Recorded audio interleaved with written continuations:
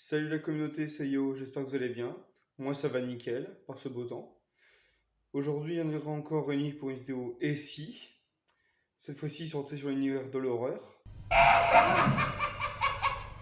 C'est la première du genre, dans laquelle on va se pencher sur Et si Chucky avait réussi à posséder Andy.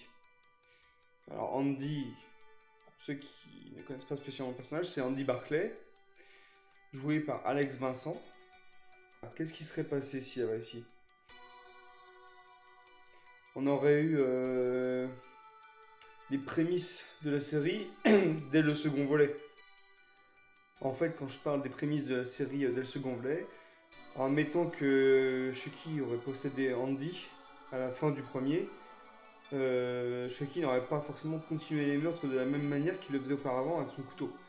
Il aurait, via le biais de Andy, se serait doté par famille d'accueil, puisque c'était un gosse. Concrètement, l'errance n'a pas été une solution pour Chucky, parce que dans le cas d'un petit garçon, il n'aurait rien pu faire de plus. Tuer des gens, ouais, mais il serait pas attrapé. Parce que trop petit comme il était, il aurait dû se débrouiller d'une autre manière, tant qu'il n'aurait pas obtenu la taille adulte avec le corps d'Andy. Donc il aurait eu les prémices, comme dans la série, c'est-à-dire que il serait accompagné partout avec sa poupée, en faisant croire qu'il était qu'un pauvre petit garçon, que sa mère était morte. C'est Chucky qui l'aurait tué dans son corps à lui. Il y aurait eu d'autres choses comme ça, il serait représenté partout, il aurait tué beaucoup de personnes de la famille d'accueil. On aurait pu également insister au fait que lorsque, dans le second volet, il rencontre Kyle, qui deviendra sa partenaire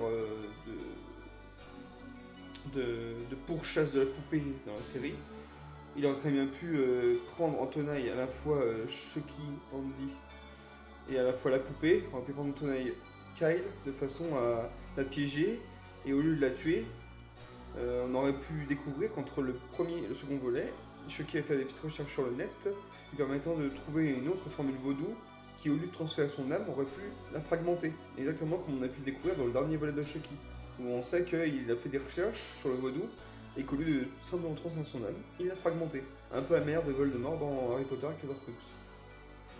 Je pense que ça serait passé comme ça, il aurait pu posséder Kyle, on n'aurait pas entendu parler de lui pendant un petit moment. Genre, admettons, on aurait pu supposer que la poupée tuée, pas le gosse, hein, mais la poupée, tuée sûrement, parce que c'était la seule poupée qui existait. On pourrait songer que du coup, ça aurait éteint un peu l'âme de Chucky dans Andy et Kyle en admettant qu'il aurait pu se faire posséder. Ce qui fait qu'ils auraient pu reprendre leur vie normale tout en gardant les séquelles neurologiques de ce que leur a infligé le tueur.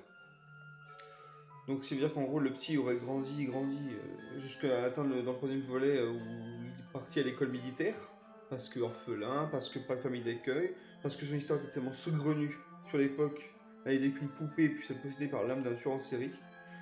Il aurait été dans l'école militaire pour apprendre les différentes techniques de traque, de pistage, enfin tout ce qu'on peut apprendre dans une école militaire, y compris l'éducation et le respect de l'autorité.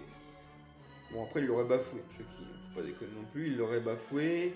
La poupée de retour, parce qu'à chaque fois, l'usine de jouets qui fabriquait les braves gars restaure à chaque fois la poupée qui avait été totalement détruite, restaurant ainsi l'âme du tueur.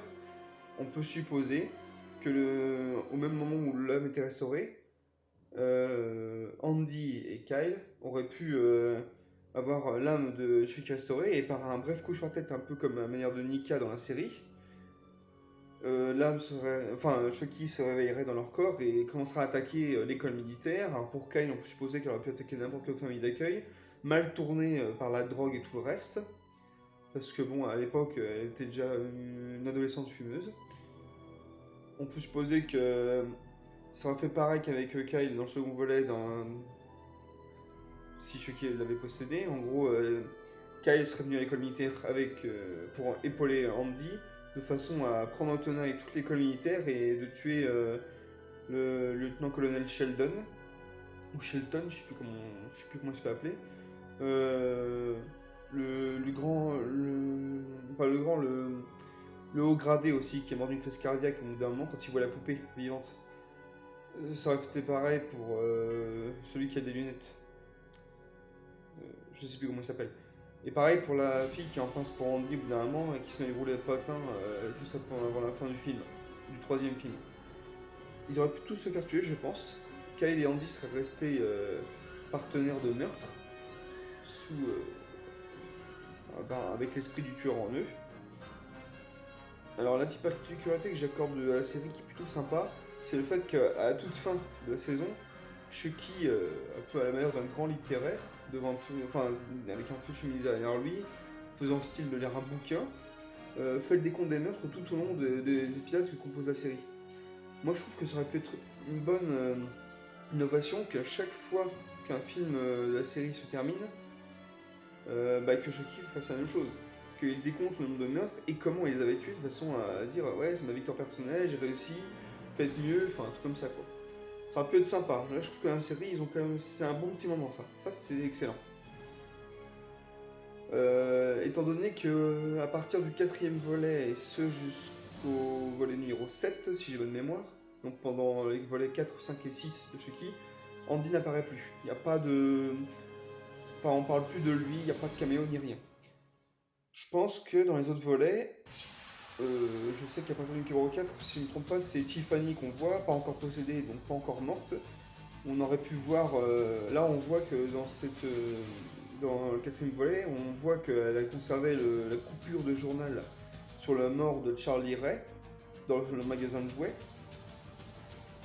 Je pense que dans le cas où Chucky aurait réussi son forfait des premiers volets, elle aurait conservé les coupures de journaux évoquant Andy qui dit que sa poupée est possédée par l'âme d'un tueur. Elle l'aurait conservé comme relique en se disant qu'elle devait le suivre à la tâche pour récupérer la poupée, un peu comme elle l'a fait. Mais ça aurait pu aussi évoquer les meurtres, genre le gosse a pété un câble, il reproduit les mêmes meurtres. Alors qu'ils n'auraient pas reproduit simplement pour ça aurait été le tueur. Ça aurait pu être sympa d'avoir ça des 4ème volet. Dans le 5ème, pareil. Dans le fils de Chucky, quand ils se retrouvent à Hollywood tous. Il aurait pu. Chucky évoque qu'il a pourri plusieurs familles en atterrissant chez eux, dont les Barclay en premier, ce qui est normal. Mais il n'y a que cette petite référence. Je pense également que Nika, dans le 6ème, pardon. Dans le 6ème volet, on découvre son histoire, en gros dans un manoir, toute seule. Sa famille qui vient lui donner l'aide, même s'il préfère la placer parce qu'elle se déplace en fauteuil roulant. On découvre que le fauteuil roulant, ça vient du fait que Chucky, avant de se faire assassiner dans ce magasin de jouets dans le premier, il avait poignardé une femme enceinte dont il était amoureux, mais qu'en la poignardant au niveau du ventre, la femme enceinte, on se rend compte qu'en final, il a sectionné, en talon de chie, sur quelque chose au niveau des jambes, le fœtus qui se trouvait dans le ventre de cette femme, qui se trouve au fait être Nika à ce moment-là, mais en bébé, en fœtus, pas encore né. Et que son handicap a suivi toute sa vie. Donc on découvre que la poupée qui se trouve chez elle, c'est le tueur, et que Nika, c'est le fœtus qui se trouvait dans le ventre et qui s'est fait couper les pieds au point qu'elle devienne handicapée à vie.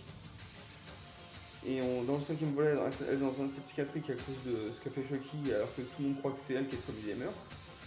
Et là, on se rend compte dans celui-là qu'au final, Chucky parvient à fragmenter son âme, à posséder plusieurs patients. Alors, on découvre également dans la série que du coup, toujours vivant, que plusieurs semaines sont écoulées entre la fin du 7ème volet et la série, qu'un simple coup sur la tête lui permet de basculer entre Nika et Chucky. Et du coup, moi je trouve que ça aurait été bien de voir que, mettons, Andy se présentait chez elle, donc un retour de Alex Vincent dans le rôle de Andy Barclay. On n'aurait pas eu Kyle ce coup-ci, ça aurait pas été une grosse perte honnêtement, même si elle est plutôt intéressante dans la série. On aurait pu assister à ça, qui se présente chez Nika, qui disent qu'il recherche la poupée, c'était histoire de pouvoir récupérer l'autre partie de son âme, ou peut-être de posséder Nika. Donc on peut supposer que dans le 7ème épisode, si Andy serait présenté toujours avec l'âme du tueur en lui, il aurait pu vouloir torturer Nika, mais autant psychologiquement que physiquement. Donc plus que les jambes coupées, il aurait pu la torturer affreusement. La torturer psychologiquement pour lui faire comprendre qu'en gros, pour lui faire désirer, genre de conneries quoi. Ça aurait pu être bien, ou alors tout simplement la tuer. Ce qui n'aurait pas eu beaucoup de sens étant donné que dans la série, sinon elle ne serait pas atterrie et on n'aurait pas eu le plaisir de la revoir dans la série. Ça aurait pu arriver, torturer ou tuer. Je pense plus torturer, parce qu'il faut dire qu'à la fin de la série, elle morfle quand même, la pauvre. Plus de bras, plus de jambes, c'est moche. Et pour terminer à peu près cette vidéo, je me dis que si on reste dans le même volet, Andy possédé, Kyle possédé, peut-être même Nika possédée, enfin elle est déjà, mais d'une autre manière que ce qui a été fait par rapport au 7ème, en gros, parce que dans un autre contexte, ce soit Andy qui a réussi à lui mettre une partie de l'âme du tueur dans le corps de Nika, ça aurait pu être différent les meurtres à Hackensack dans la série. Ça aurait pu être à la fois toutes les poupées présentes au fur et à mesure des épisodes, ça aurait pu être comment Andy qui aurait pu venir chez les particuliers, leur dire voilà je recherche une poupée, voilà, et puis au final buter tous les occupants de la baraque. Pareil pour Kyle, elle aurait pu faire pareil. Chacune une maison, à chaque fois une maison différente, des méthodes de meurtre différentes, une aide avec Nika, ça aurait pu faire un sacré trio infernal. L'armée des 72 poupées à la fin, c'était vraiment pas mal. Après, ce que j'ai pas compris, moi, c'est que pourquoi est-ce que le fait de convertir Junior au meurtre réveillait toutes ces poupées. Parce qu'il n'y a pas de magie vaudou, en fait, à ce moment-là, donc je voyais pas, je comprenais pas. Enfin, moi, j'ai pas compris cette partie-là. Bref, les meurtres à Kinsak auraient pu être différents, en sachant que Andy, Kyle et Nika auraient pu tous commettre le même forfait. Tiffany, dans le corps de la star Jennifer Tilly, aurait pu également former un quatuor, encore mieux, de meurtres à Hackensack, au point que personne n'aurait rien pu faire. Mais je pense que les trois héros de cette série, donc les trois gauches, j'ai pas retenu le nom. Celui qui est frisé, celui qui est noir, journaliste, et la petite blonde un petit peu débile, on va dire. Ça aurait pu être sympa de voir qu'ils allaient lutter contre 4 représentants du tueur, plus une armée de 72 poupées. L'histoire de la fin de la série elle peut être totalement différente, en sachant qu'il y aurait fait 3 contre 4 ce coup-ci. C'est comme ça que je vois le truc, ça aurait pu être différent à ce niveau-là. Mais n'empêche que, pour revenir dans un contexte normal, les 7 volets plus la série qui pour l'instant se décline en 2 saisons, la deuxième n'étant pas encore sortie en France, je l'attends avec impatience.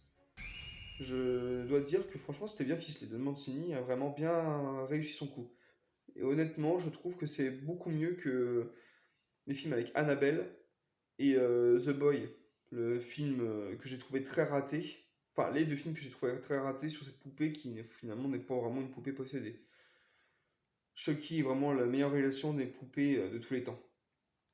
Mancini a vraiment fait quelque chose de génial. Et dans ce contexte-là, Chucky avait, pour moi, avait réussi à posséder Andy dès le premier volet.